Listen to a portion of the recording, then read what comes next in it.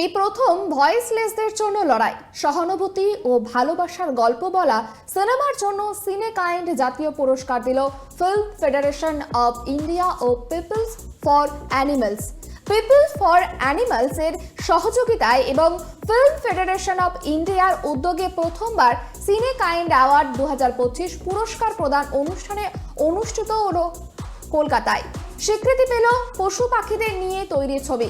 এদিনের অনুষ্ঠানে উপস্থিত ছিলেন পিপল ফর অ্যানিমালস এর চেয়ারপারসন মানেকা গান্ধী এবং ফিল্ম ফেডারেশন অব ইন্ডিয়ার সভাপতি ফিরদৌসুল হাসান। উপস্থিত ছিলেন দেবশ্রী রায়, পাউলি দাম, মিমি চক্রবর্তী, আবির চট্টোপাধ্যায়, অরিন্দম শীল সহ সিনে ওয়ার্ল্ডের একাধিক বিশিষ্ট ব্যক্তিরা।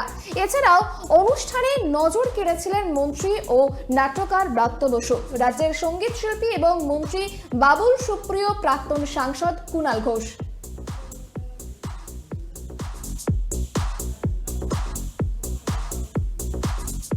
উদ্যোগটা আমি সাধুবাদ জানাচ্ছি, কারণ এরম উদ্যোগ হওয়া উচিত। কারণ হচ্ছে যে মানুষ খালি ভাবে যে আমি ভালো থাকবো, ভালো করবো, ভালো খাবো। This is not the thing. The thing is পশু পাখি প্রকৃতি তিনজনকে নিয়ে আমাদের এই সুন্দর পৃথিবী। It's ecological balance.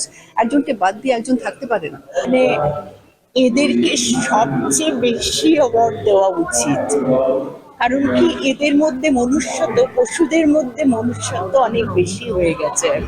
মানুষের থেকে পশুদের মধ্যে মনুষ্যত্বটা বেশি। It's a wonderful initiative, and I'm deeply grateful to the Film Federation of India and the whole artistic community that decided to make this into an event.